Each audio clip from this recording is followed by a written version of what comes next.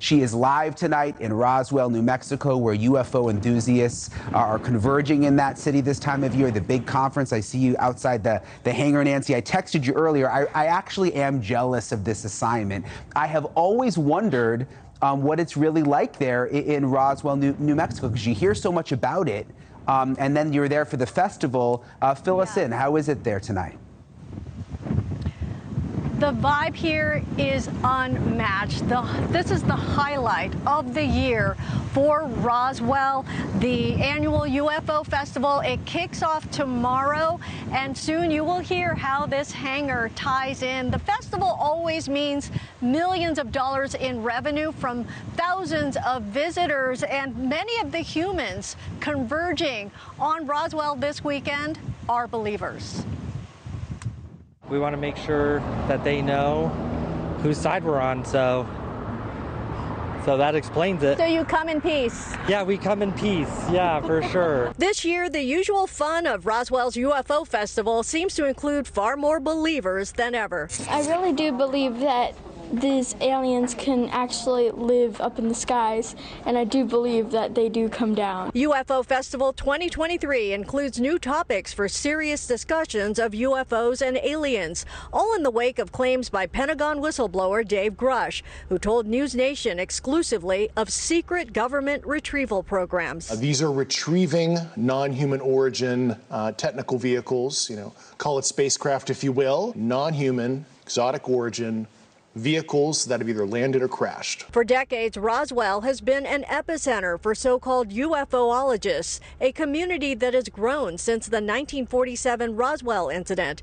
That crash of what was said to be a high-altitude military balloon sparked conspiracy theories due to evolving government explanations. Hoaxes and additional sightings and claims have added to the mystery. When you have somebody like a whistleblower that says, hey, this did happen, this is the story, this is the evidence, I think it just excites more people that are true believers, or people who maybe were skeptics before, then now they have some validation. With congressional UFO hearings now set to happen, there is new optimism for explanations and answers, especially since Senator Marco Rubio told NewsNation that whistleblower Dave Grush is not alone. I will say there are people that have come forward to share information with our committee over the last couple of years.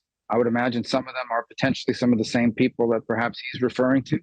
I want to be very protective of these people. A lot of these people came to us even before these protections were in the law for whistleblowers to come forward. There has to be something out there other than just us. And organizers say every report and alleged sighting always raises interest in Roswell and the UFO festival. And that includes just last month that incident in Las Vegas that I covered of the alleged alien encounter by a family in their backyard, Brian. Yeah, it looks like a windy night out there tonight in Roswell, Nancy. I'm curious, it looks like fun. It's obviously a festival. People are there to have a good time. But is there more of a serious vibe this year in light of the whistleblower coming forward and now Congress saying that they are actually going to investigate? Absolutely. I talked to quite a few people around town today.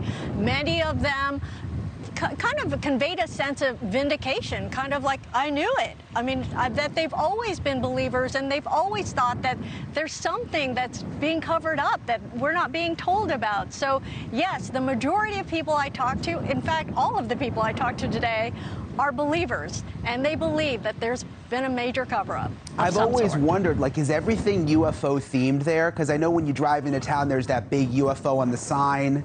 But is it a cool little town? Absolutely, yeah. There are aliens all over the place. There's a great mural with a spaceship, and yeah, everywhere you go, there are alien images and spaceships, and there's a great mural where you can step on a spot and wait to be beamed up. And I waited for a while and didn't get beamed.